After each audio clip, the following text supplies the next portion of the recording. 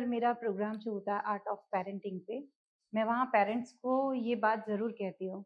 हम child psychology पे बात करें ना, तो हर बच्चे की प्रतिभा अलग-अलग है। बच्चों से ज़्यादा पेरेंट्स में कंपटीशन है कि हमारा मेरी फ्रेंड का बच्चा इस क्लास में जा रहा है तो मेरे बच्चे को भी इस क्लास में जाना है। ये भी बच्चे ज़रूरी है। तो लाइक एन्जॉय योर किड्स और उनका साथ दीजिए।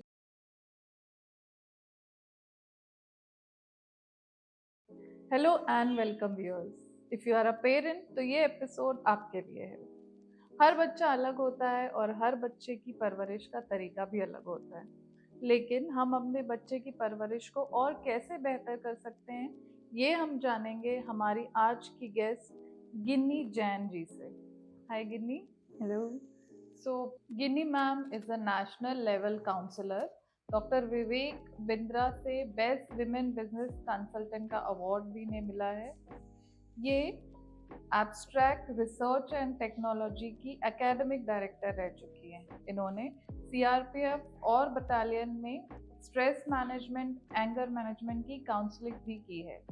Child counselling, personal counselling, health counselling, emotional counselling, career counselling, ये सभी इनकी विशेषताएं रही हैं। ये बहुप्रतिभा की धनी हैं, चिकित्सा के क्षेत्र में भी काम कर रही हैं। इन्होंने 2 किताबें भी लिखी हैं और 15,000 बच्चों की काउंसलिंग अब तक ये कर चुकी हैं। तो Ginny, welcome. Thank you so much. सबसे पहले तो मैं बहुत-बहुत धन्यवाद देना चाहती हूँ आपका कि आपने मुझे खुद से कनेक्ट करके औरों से कनेक्ट होने का मौका दिया। So thank you so much for inviting me in this channel. So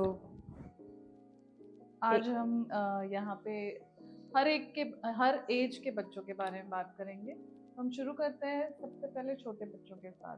sure. छोटे बच्चे आजकल बहुत ज़िद्दी हो गए हैं। उनके इस बिहेवियर को हम कैसे हैंडल कर सकते हैं?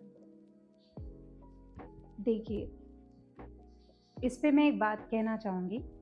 अक्सर मेरा प्रोग्राम जो होता है आर्ट ऑफ पेरेंटिंग पे, मैं वहाँ पेरेंट्स को ये बात ज़रूर कहती हूँ कि बच्चे ना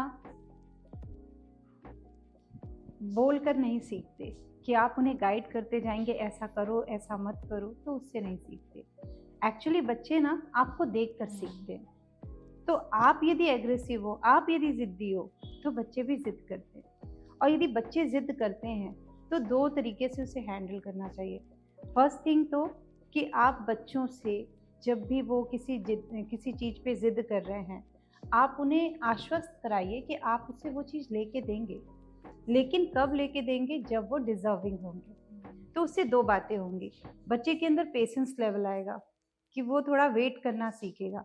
सेकेंडली क्या होगा कि वो सोचेगा कि यस, मुझे चीज़ मिल रही है पर मुझे डिज़र्विंग होना है। That means I have to achieve this thing after doing this and this work. तो उसकी एबिलिटी, उसका परफॉर्मेंस लेवल भी बढ़ेगा।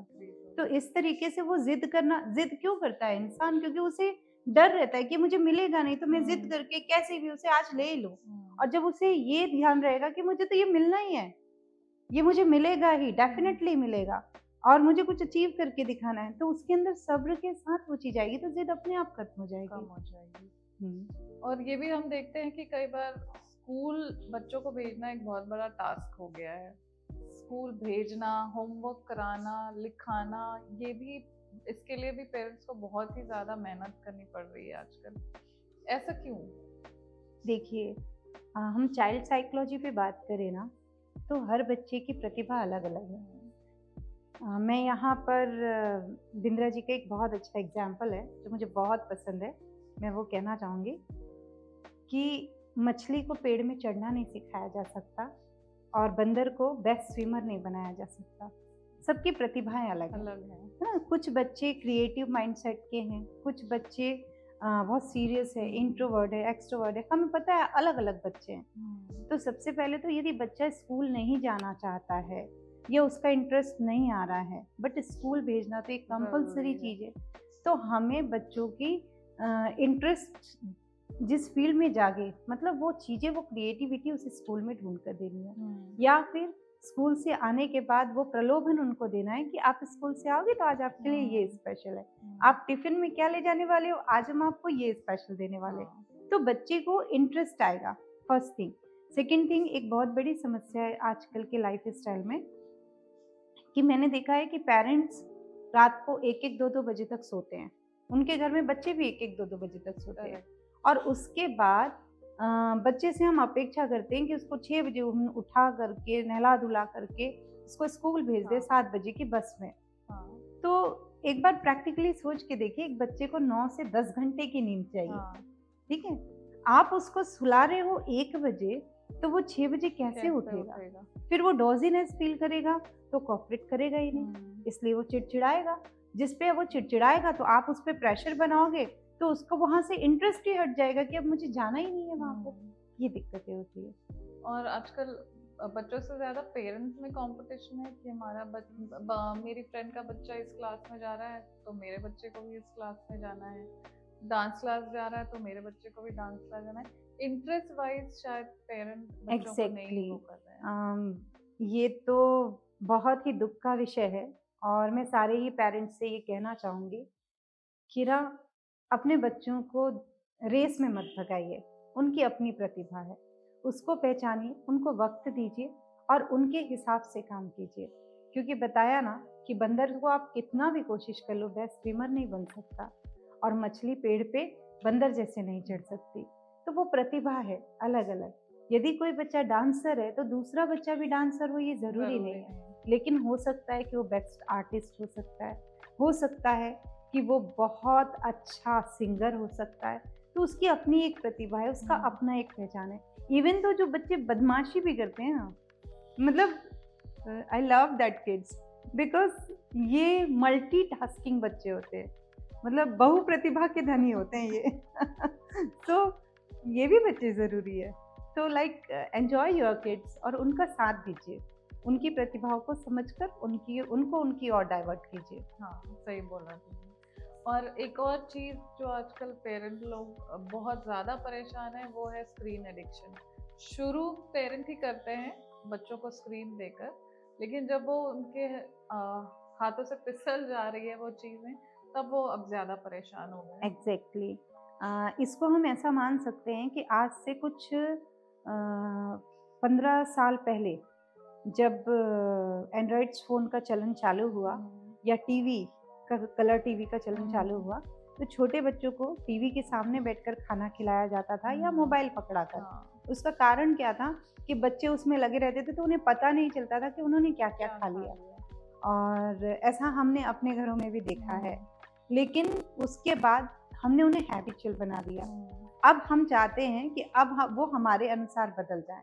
तो नई हैबिट क्रिएट करने के लिए फिर से हमें एफर्ट लगाना है। जैसे हमने टीवी के लिए उनको लाइक प्रमोट किया है, उन्हें बैठाकर हमने दिखाया है, वैसे ही टीवी छुड़वाने के लिए, मीन टू से स्क्रीन एडिक्शन छुड़वाने के लिए हमें उनके साथ बैठना होगा। और पेरेंट्स कर क्या रहा है? उल्टा कर रहा है। वो सिर्फ बच्चों पे थोप रहा है। मोबाइल देखना गंदी बात है, मोबाइल नहीं चलाना चाहिए, ये नहीं करना चाहिए, वो नहीं करना चाहिए। Now they are saying why? क्यों नहीं करना चाहिए? हम करेंगे। तो वही कर रहे हैं। एग्जैक्टली पेरेंट्स भी कर रहे हैं। तो यदि आप मोबाइल चला रहे हो, रील चला रहे हो, तो आप साथ देखो बच्चे के कि क्या देख रहे हैं। चलो आओ, इसमें बहुत अच्छी चीज है, ये देखते हैं हम साथ मिलकर। तो आप जब उसको रिलेवेंट और नॉन रिलेवेंट का ज्ञान दोगे और साथ देखोगे, तो 2 फायदा होगा। पहला चीज तो वो कुछ गलत नहीं देखेगा, गलत नहीं समझेगा, या किसी थॉट प्रोसेस में उसके गलत आ भी रहा है तो आप उसको रिकरेक्ट कर पाओगे, आप साथ रहोगे तो। लेकिन जब वो पर्सनली हैंडल करेगा तो फिर तो ही इज फ्री। वो किसी भी एज के बच्चे के लिए है। तो मैं समझती हूँ कि स्क्रीन एडिक्शन छुड़वाना हो तो एक दिन का काम नहीं है। जैसे आपने स्क्रीन एडिक्शन लगवाई है, वैसे ही स्लो प्रोसेस से वो डाउन होगा। और उसके लिए बेस्ट है कि आप अपने बच्चे के समय को ना कैद कर दीजिए। कैद करने का सेंस है कि यदि वो खेलने जाता है, स्कूल जाता है 8 से 2, तो स्कूल भेज दीजिए। फिर उसका इंटरेस्ट का गेम है, जो भी गेम खेलता है, इंडोर या आउटडोर, या कोई एक्टिविटीज़, डांस, म्यूज़िक, XYZ, उसकी जो भी इंटरेस्ट हो, उस इंटरेस्ट के अकॉर्डिंगली उसको उस और आप एंगेज करवा दीजिए, तो उसके पास टाइम कम बचेगा। अब वो कम टाइम के बाद जब मोबाइल चलाएगा तो आप पेशेंसफुली उसको चलाने दीजिए और बोलिए कि काम करते हैं ना, यूट्यूब में तुम्हारा होमवर्क कर लेते हैं, ये कुछ नया प्रोजेक्ट सीखते हैं, स्कूल में काम भी आएगा, मज़ा भी आएगा। तो धीरे धीरे वो डाइवर्ट होने लगेगा। क्योंकि आप जबरदस्ती किसी से कभी कोई चीज नहीं करा सकते, हमसे भी कोई नहीं करा सकता। नहीं, सही बात है। तो हम जो उसकी नेगेटिविटी है उसको हम उसको पॉजिटिव स्ट्रेंथ में, में यस, कन्वर्ट वीकनेस को करें, हम स्ट्रेंथ में कन्वर्ट कर कन्वर्ट सकते हैं। करें। और आजकल ये भी है कि कई बार बच्चे नासमझी में कुछ ऐसी चीज़ें बोल जाते हैं, जैसे कि हम एक इंसिडेंट हमारे यहाँ भी हुआ था। एक मेरे रिलेटिव ने अपने बच्चे से कहा कि बेटा मेरे लिए पानी ला दो, बट भोलेपन में बच्चे ने कह दिया कि मैं क्यों लाऊं, आप खुद ले आओ। इस तरीके की बातें कई बार बच्चे करेक्ट, अपने आपने ये भोलेपन बताया, मुझे उससे एक इवेंट याद आया। ये मेरी भाभी की बेटी है, उसने, वो बहुत चंचल है, अच्छा, तो उसने सेम ये किया था। भाभी ने कहा पानी ला दो, तो उसने जवाब दिया, बोले मैं क्यों लाऊं, आपके पैर नहीं है क्या? मतलब उसने तुरंत ये जवाब दिया मम्मी को कि आपके पैर भी तो है, आप भी ला सकती हो जाके। तो भाभी ने, भाभी की तो छोड़ दीजिए, मैं जनरली एक बात बता रही हूँ कि इस पे रिएक्शन क्या होता है पेरेंट्स का। या तो पेरेंट्स इसको ऐसे हैंडल करते हैं कि एक थप्पड़ जड़ते हैं बच्चे को और बोलते हैं बदतमीजी कर रहे हो, ठीक है। अब वो बच्चा अभी तो आपके थप्पड़ खा लेगा, लेकिन ना वो याद रखेगा, और बड़े होने के बाद आप रोक नहीं सकते उसे। मतलब वो बच्चा अब वो एग्रेसिव हो चुका होगा, अब उसे उस थप्पड़ से डर नहीं लगेगा। वो एक डायलॉग था ना, थप्पड़ से डर नहीं लगता, प्यार से लगता है। तो बस ऐसा ही किस्सा हो जाएगा कि वो प्यार से ही डर सकता है, थप्पड़ से नहीं डर सकता। दूसरा एक सिचुएशन होती है जिसमें पेरेंट्स क्या करते हैं, जब बच्चा इस टाइप की हरकत करता है ना, तो आस पड़ोस या साथ में जो बैठे हों उनको बोलते हैं, देखा कितनी बदतमीजी से बात करती है, ये ऐसी है, बाप रे इतनी छोटी है पर ऐसी बातें करती है, सही में ये बहुत बदमाश है। आपको पता है ये बच्चा वो सुन रहा है और उसके सबकॉन्शियस माइंड में ये जा रहा है कि मैं जो कर रहा हूँ ना, उससे पेरेंट्स मेरी तारीफ करते हैं, मतलब मुझे ऐसा करना चाहिए। लाइक उनको लगता है कि मतलब they are doing something good thing, ये उनके हैबिट में आ जाता है। तो दोनों ही वे रॉन्ग है। अब सवाल ये है कि इसको हैंडल कैसे करना चाहिए। इसका जवाब मैंने अपनी भाभी को दिया था। जब ये इंसिडेंट हमारे सामने हुआ था तो मैंने कहा था कि भाभी लेट मी हैंडल दिस। फिर हमने उससे कहा कि पानी ला के दो बेटा, तो उसने तो जब ऐसा जवाब दिया तो हमने कहा ठीक है। फिर नेक्स्ट डे जब उसने कहा कि मुझे भूख लगी है, मुझे मतलब कुछ खाने के लिए चाहिए, या मम्मी से बोला सैंडविच बना दो या कुछ भी बना दो, तो हमने कहा कि आपके पास भी तो हाथ है ना, आप बना सकती हो ना, अपना सैंडविच खुद बनाओ और खा लो। तब शी वाज लाइक अब क्या बोलूं, ठीक है।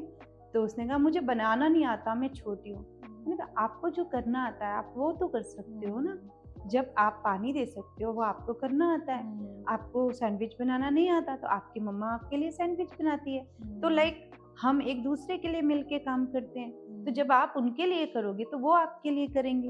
इट्स अ गुड थिंग ना, शेयरिंग है ना। तो बोले हाँ। नेक्स्ट टाइम से उसने पानी लाकर देना चालू कर दिया। तो लाइक हमें उनको सह भी नहीं देना है और हमें उनको एग्रेसिव भी नहीं बनाना है, दोनों ही चीजें बुरी है। बट उस सिचुएशन को बहुत पेशेंसफुली हैंडल करके उनको एहसास दिलाना है कि वो गलत कर रहे हैं और उसको रिकरेक्ट करवाना है, तभी ये हैबिट डेवलप होगी। और ये एक दिन का काम नहीं है, ये भी यस, ये तो धीरे होते होगा। इसीलिए मैं हमेशा कहती हूँ कि ना स्टूडेंट काउंसलिंग से ज्यादा इम्पोर्टेंट पेरेंटिंग है, आर्ट ऑफ पेरेंटिंग है। मतलब पेरेंट्स की काउंसलिंग होना और पेरेंट्स में सुधार की जरूरत है। यदि आपको अपने बच्चे को सुधारना है तो आपको खुद सुधरना होगा, पहले पेरेंट को हाँ सुधरना होगा। पेरेंट्स बच्चों के टैंट्रम से भी बहुत परेशान रहते हैं। कई बार ऐसे देखा है मैंने, मॉल में बच्चे नीचे लोट कर रोने लगते हैं कि नहीं मुझे ये चीज चाहिए ही चाहिए, उसके लिए वो कुछ भी करने के लिए तैयार हो जाते हैं। इसका कारण है ना, हमने उन्हें जिद्दी बना दिया है। मैंने जो आपने सबसे पहला प्रश्न किया, हमने बच्चे को जिद्दी बना दिया है। आपने उसको ये हैबिट दिला दी है कि दो चीजें हैं, या तो देखना बच्चा जिद कब करता है, उसकी इस साइकोलॉजी को समझना।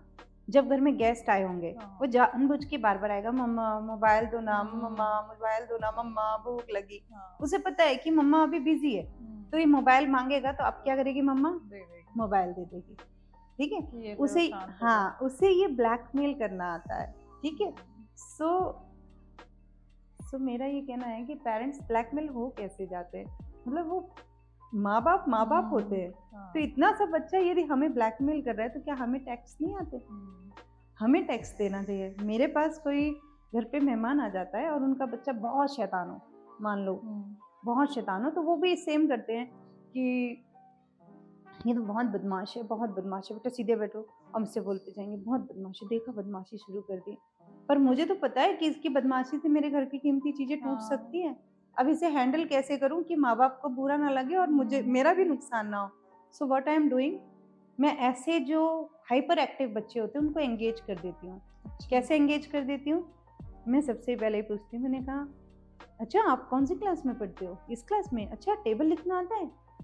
लिख के दिखाओ। तो हमारे यहाँ उस बच्चे को तो आता ही नहीं है लिख के। वो जैसे ही अपनी तारीफ पाता है खुश हो जाता है, टेबल लिखने बैठ जाता है। अब उसका ध्यान चला गया कि मुझे बदमाशी करनी थी। यदि वो खाली बैठा रहेगा तो उसे कभी डॉल दिखेगी, कभी कुछ दिखेगा, कभी कुछ दिखेगा, ये शैतानी करेगा। सो दिस इज व्हाट कि हमें उसको डाइवर्ट करना है। और आपको तो हाइपर एक्टिव बच्चा जो होता है वो सच में बहु प्रतिभा का धनी होता है। सिर्फ उससे निकलने वाली हाई एनर्जी को हमें राइट डायरेक्शन में टर्न आउट करना है।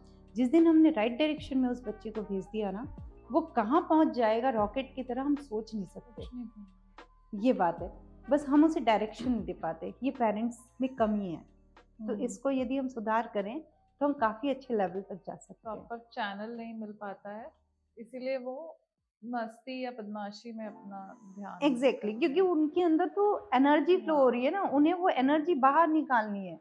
आप ऐसे नहीं निकालने दोगे तो वो किसी और तरीके से निकालेंगे, वो एनर्जी बाहर निकलेगी। जैसे दूध उबल रहा है तो उसके ऊपर से ढक्कन लगा दिया है आपने, तो क्या होगा? ढक्कन कहीं ना कहीं से ऊंचा होगा और दूध वहां से बाहर निकलेगा। तो आपने क्या करना है कि यदि आपने उस उबलते हुए दूध या उबलते हुए पानी पे ढक्कन लगाने की जगह प्रेशर कुकर लगाकर सीटी लगा दी तो वो सीटी बजाना चालू करेगा। So this is what the हमने डायरेक्शन दे दिया उसे। हमें बच्चों को प्रॉपर डायरेक्शन देना। और आजकल कुछ बच्चे चीज़ों में पीछे भी रह जाते हैं। लाइक आजकल देखने को मिल रहा है कई बच्चे बोलना कम शुरू कर रहे हैं या लेट शुरू कर रहे हैं। तो ऐसे बच्चों को पहले से कैसे माँ बाप स्कूल में जाने के पहले प्रिपेयर कर सकते हैं क्या? देखिए, बोलना कम कर रहे हैं, दो रीज़न हो सकते हैं। एक बच्चा लेट बोल रहा है, इट डजंट मीन्स कि वो गूंगा है, ठीक है। यदि उसने कुछ वर्ड्स बोले हैं और वो बोल पाता है और ज़रूरत के समय बोलता है, तो हमें ये समझना होगा कि ये बच्चा ना सब चीज़ों को सीखने में ज़्यादा एनर्जी लगाता है। वो मन में चीज़ें स्टोर करता है और जिस दिन बोलेगा वो बहुत बोलेगा, ठीक है। और कुछ बच्चे होते हैं बहुत बोलते हैं, बहुत प्यारे भी लगते हैं बच्चे बोलते में। वो क्या करते हैं, वो बहुत क्यूरियस होते हैं बच्चे, तो इसलिए वो उनके दिमाग में ना क्वेश्चंस आते हैं, वो क्वेश्चंस पूछ रहे होते हैं एक्चुअली, जिसे हम बोलना समझते हैं। तो वही है कि हमें पेशेंसली उनके आंसर्स देना है, क्योंकि हम जितना आंसर देंगे उनका नॉलेज इंक्रीज होगा। अब हम आते हैं टीन्स और प्री टीन्स बच्चों के तरफ। तो ऐसे बच्चों में हार्मोनल चेंजेस शुरू हो जाते हैं, तो हार्मोनल चेंजेस के साथ बिहेवियर इश्यूज भी होते हैं। तो इस समय पेरेंट्स को कैसे डील करना चाहिए? मैं तो पेरेंट्स से यही कहूँगी कि एक बार खुद के टीनेज के बारे में सोचें और सोचें कि आप उस समय कैसे एग्रेसिव थे। मतलब इस समय हमारा बच्चा ना एक तकलीफ से गुजर रहा है, शारीरिक पीड़ा हो रही है, उसे खुद समझ नहीं आ रहा है कि क्या हो रहा है, उसे गुस्सा आ रहा है, बेवजह गुस्सा आ रहा है। तो वैसी कंडीशन में उसे खुद भी नहीं पता है कि उसे करना क्या है। तो बहुत अच्छा तरीका होता है पेरेंट्स का इस समय वो बच्चे से बहुत फ्रेंडली रहें। शास्त्रों में भी जब हम इसका उल्लेख करते हैं तो हमें पता है कि जो 1 से 5 वर्ष होता है शुरू का, वो बच्चे को स्नेह देने का, मतलब ममता से पोषित करने का वक्त होता है। और उसके बाद जो 6 से 13 वर्ष की आयु रहती है, उस समय बच्चे को कुछ लर्निंग्स, कुछ नई टीचिंग्स सिखाने का वक्त होता है कि वो लाइफ को कैसे समझे, कैसे जाने और क्या चीज़ नया सीखे। लेकिन जब 13 से बच्चा 20 की आयु में जाता है, वो बहुत क्रूशियल टाइम होता है जिसमें माता और पिता का अहम रोल हो जाता है। और इस समय चाहिए कि पेरेंट्स भी, मतलब पिता भी, इस समय माँ से ज़्यादा बच्चा अपने पिता से कनेक्ट होता है। क्योंकि कनेक्ट क्यों होता है? क्योंकि वो बाहर की दुनिया से कनेक्ट होता है। और बाहर की दुनिया में उसको मम्मी पापा जैसे पैम्पर करने वाले लोग, ध्यान रखने वाले लोग नहीं मिलते। उसे कोई हर्ट करता है, उसी समय हार्मोनल चेंजेस के कारण उसका अट्रैक्शन बढ़ता है, बॉयज़ का गर्ल्स की और गर्ल्स का बॉयज़ की ओर। उसी समय they are in different world, like कह सकते हैं कि वो बच्चा हमेशा अपने ख्वाबों ख्यालों में रहता है। अब he is dreaming in his own world. अब उस समय आपने उससे कुछ काम बोला, बच्चे का ध्यान ही नहीं है। अक्सर पेरेंट्स मुझसे कहते हैं कि बोले इसको हम कोई भी काम कहते हैं 10 बार कहते हैं, सुनता ही नहीं है। ये सुबह नहाने जाएगा, पॉटी में बैठ जाएगा, आधे घंटे निकलता ही नहीं है, स्कूल का टाइम हो रहा है, लापरवाह है। एक्चुअली लापरवाह नहीं है वो, he is dreaming in another world, और वो अपनी उस दुनिया में है। तो उसे वो भूल गया है कि वो कमोड में बैठा हुआ है। प्रॉब्लम ये है। तो उस समय पे पेरेंट को बहुत पेशेंसली ये ध्यान रखना होगा कि now he is surviving in another world. इसका माइंड, इसका सोल, इसका ब्रेन कोऑर्डिनेशन में नहीं है। और जब वो कोऑर्डिनेशन में नहीं होगा तो बहुत ज़रूरी है कि उस समय पेरेंट्स इस बात को समझे और उसको सपोर्ट करें एज ए फ्रेंड। तब वो पेरेंट्स से खुलकर अपनी समस्याएं कह पाएगा।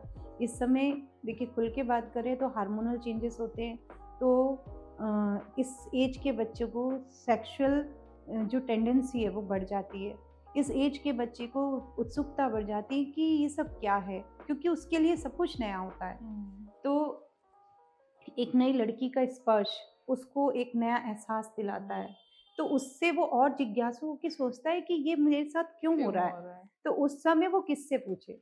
तो वो क्या करता है, जब वो उसका पेरेंट्स से डिफरेंस रहेगा, मतलब कनेक्शन नहीं रहेगा, तो बाहर किसी फ्रेंड से पूछेगा या बाहर किसी व्यक्ति से पूछेगा। अब बाहर वाला व्यक्ति हो सकता है उसको रॉन्ग वे पे ले जाए, हो सकता है राइट वे पे आंसर दे दे। तो पूरा आंसर्स का खेल है। तो बाहर वाले से ज़्यादा अच्छा तो बच्चा आप पे ट्रस्ट कर सकता है ना। तो उस समय आप उसके इतने क्लोज रहो कि यदि उसके अंदर ऐसी कोई फीलिंग भी आ रही है तो वो आपसे पूछ सके कि मुझे ऐसी फीलिंग आ रही है, मुझे क्या करना चाहिए। तो उस समय आप जब आंसर दोगे तो वो बच्चा डेफिनेटली राइट वे पे ही जाएगा, है ना। इस समय वो बहुत डिस्ट्रैक्टेड रहते हैं, एग्जैक्टली, बिल्कुल फोकस नहीं रहते हैं।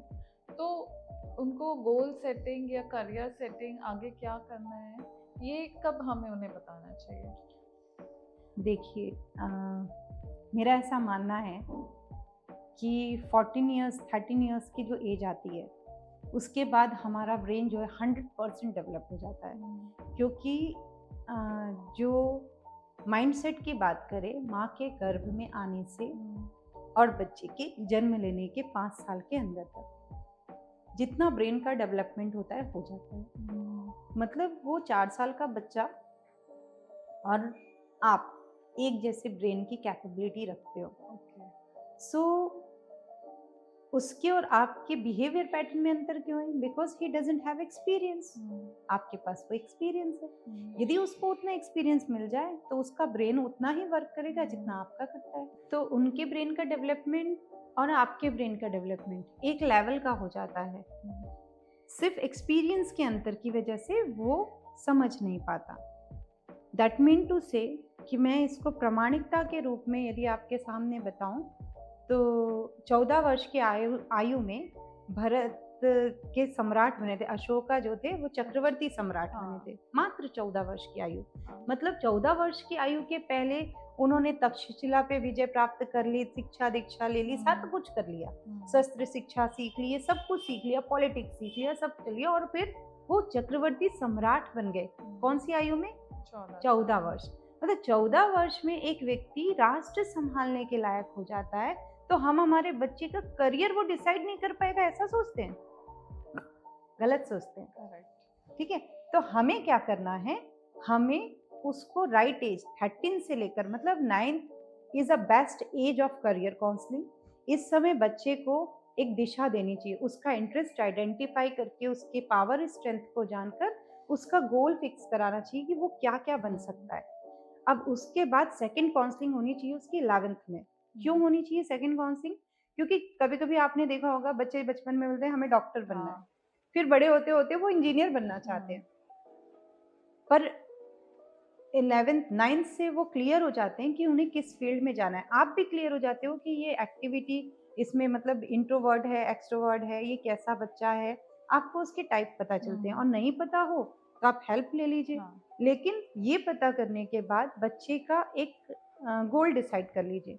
सपोज़ कि वो बहुत अच्छा बोलता है, लाइक उसका प्रेज़ेंटेशन बहुत अच्छा है, स्कूल में उसकी वर्किंग्स बहुत अच्छी है, तो उससे हमें ये आइडेंटिफ़ाई हो रहा है कि ये बच्चा लाइक पब्लिक को फेस कर सकता है, एक्टिव है बाहर की दुनिया में, है ना?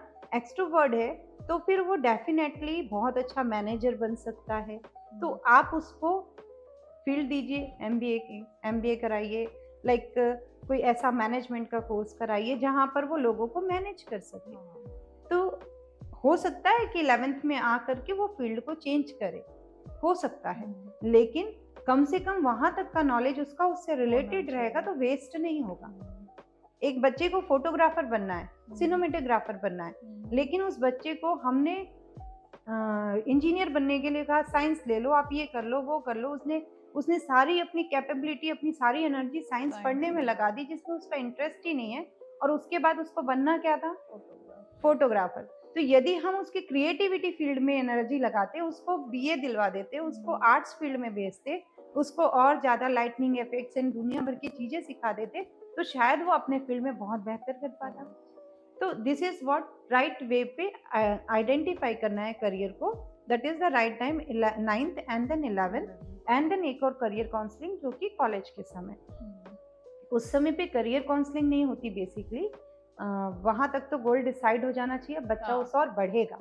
लेकिन उस समय जो काउंसलिंग होती है वो एक डिफरेंट लेवल की काउंसलिंग होनी चाहिए, क्योंकि आज बच्चा स्ट्रेस में आता है।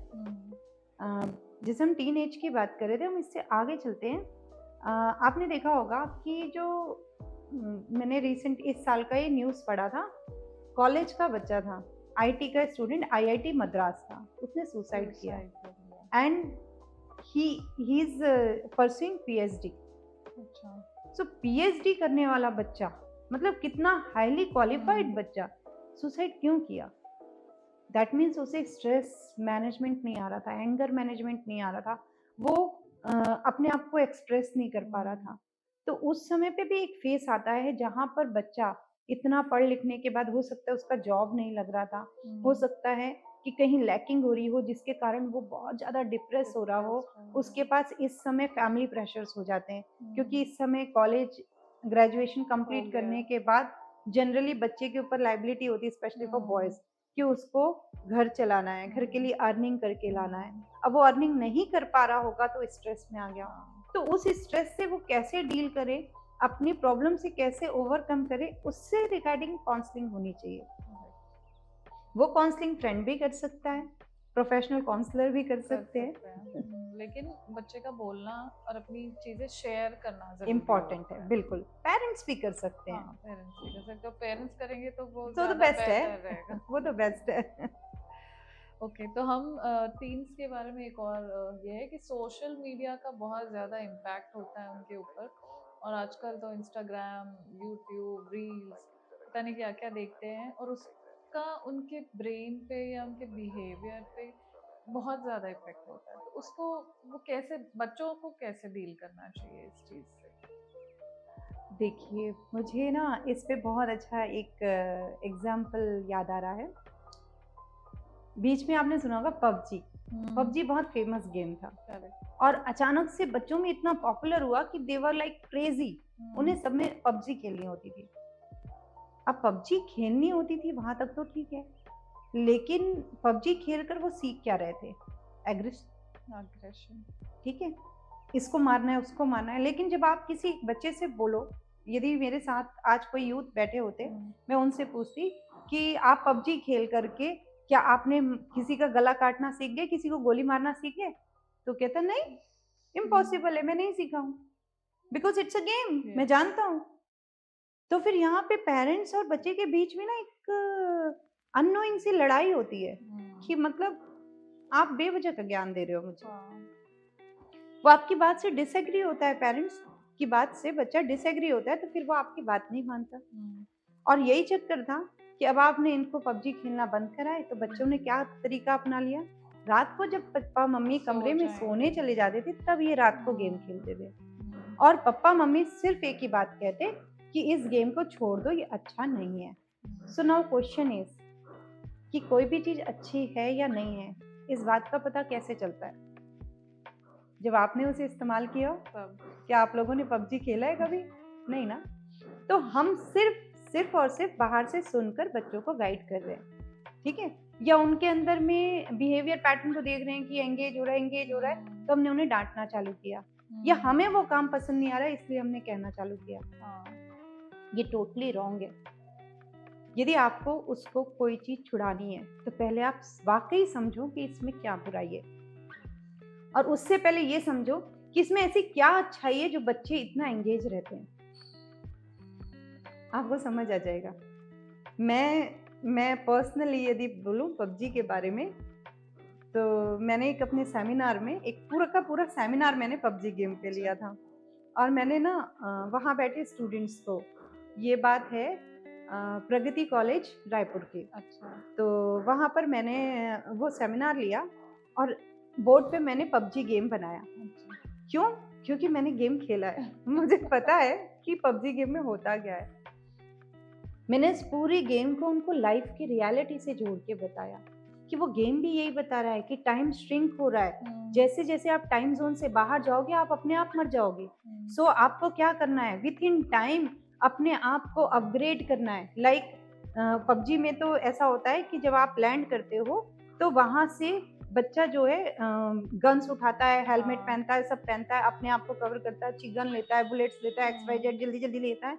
प्लस दुश्मन भी हैं जो उसे डिस्ट्रैक्ट करने वाले, मार देने वाले, उनसे भी खुद को बचाता है। रियल लाइफ में भी यही होता है। रियल लाइफ में भी क्या होता है, आप स्कूल जाते हो, पढ़ने चालू करते हो, मान लो आपने 10th क्लास में एडमिशन लिया, नए बच्चे मिले, नए फ्रेंड्स मिले, बहुत सुंदर लड़की मिली, डिस्ट्रैक्ट कर रहे हैं सारे, है ना। कोई आपको खेलने बुला ले रहा है, कोई आपको डिस्टर्ब कर रहा है, कोई आपको अपनी ओर अट्रैक्ट कर रहा है। ये सारे डिस्ट्रैक्शंस हैं, और उस डिस्ट्रैक्शंस के साथ आपके बोर्ड एग्जाम्स भी पास आने वाले, टाइम श्रिंक हो रहा है। अब ना उस समय तक आपको प्रिपरेशन करनी है। यदि आपने प्रिपेयर नहीं किया तो आप उस टाइम जोन पे ही मर के खत्म हो जाओगे। That means you are going to loss the game. तो अब यहाँ पर इम्पोर्टेंट है कि आपको वो विनर विनर चिकन डिनर, है ना, ऐसा कुछ है उसमें, तो वो यदि आपको अचीव करना है तो आपको विन करना होगा, सबसे उस दौड़ में आगे होना पड़ेगा, टॉप 10 में जाना पड़ेगा। टॉप 10 के लिए टाइमिंग प्लस आपका अपग्रेडेशन इम्पॉर्टेंट है। तो ये जब बच्चों को समझ आता है ना, तो फिर वो कहते हैं कि यस। तो मैं उनसे फिर क्वेश्चन करती हूँ कि यदि आपने उस पर बैलेंसिंग नहीं की, आपने यदि पबजी गेम में अपना पूरा टाइम लगा दिया और अपनी लाइफ के गेम में आपने टाइम नहीं लगाया, तो लाइफ के गेम में नुकसान हो जाएगा, है ना। तो चिकन डिनर तो कोई और करेगा, आप रह जाओगे। तो आपको चिकन डिनर करना है तो आपको अपने लाइफ के गेम में टाइम लगाना है। That's important. आप जब बच्चे को ऐसे समझाओगे ना तो उसको समझ आएगा कि ये ऐसे ही हवा में बातें नहीं कर रहे हैं, ये मुझ पे प्रेशर नहीं दे रहे हैं कि बंद कर दो। और हम होते कौन है यार, एक बात सुनिए ना, मैं पेरेंट्स से बोलती हूँ कि पेरेंट्स, आप जब छोटे थे ससुराल आए होंगे, या आप जब छोटे थे फर्स्ट टाइम बिजनेस किए होंगे, आप शॉप में बैठे होंगे और आपके पापा ने सिर्फ आपसे ये कहा होगा, मैं जैसा बोल रहा हूँ वैसे ही करो, आवाज़ नहीं आनी चाहिए, अपना फालतू का दिमाग मत लगाओ। तो आपको क्या लगता होगा कि कुछ न्यू क्रिएटिविटी तो करने ही नहीं देते पापा, तो आपको उनके साथ काम करने की इच्छा नहीं रही होगी।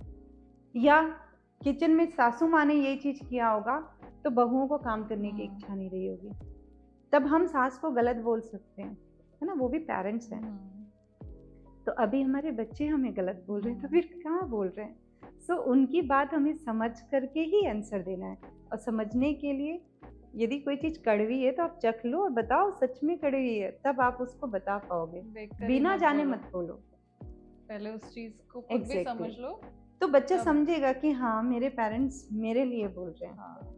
फिर आप उनको पाबंदी नहीं लगाओ, उनको आप फ्री कर दो कि दिस इज योर डिसीजन, ये होगा, आज तुम ऐसा कर रहे हो तो तुम्हारी लाइफ में ये चेंजेस आएंगे, आज तुम एफर्ट्स लगा रहे हो पढ़ाई में या किसी भी खेल में या जिसमें भी आपका बच्चा है, तो नेक्स्ट आपको ये अचीव होगा। इससे आपकी लाइफ इस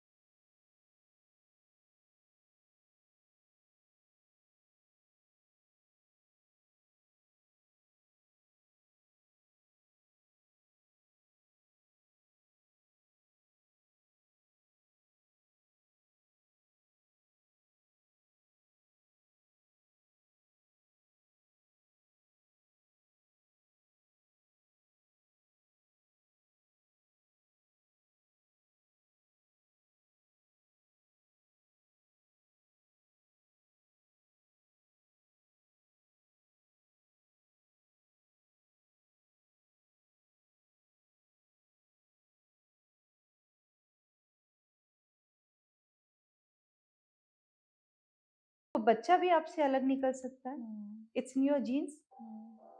लेकिन उसके लिए अपनी बातें उस पे थोप देना, लाइक बच्चा क्या सोच रहा था ये पेरेंट्स समझ नहीं पाए, और he was next to the suicidal tendency.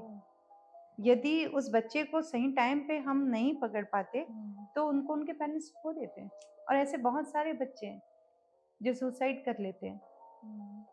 Failure is what, ये हमारी गलती है। हमने बच्चों को क्या बना दिया है कि यदि लाइफ में, पेपर में, एग्जाम में, किसी कंपटीशन में वो फेल हो गया तो वो फेल हो गया।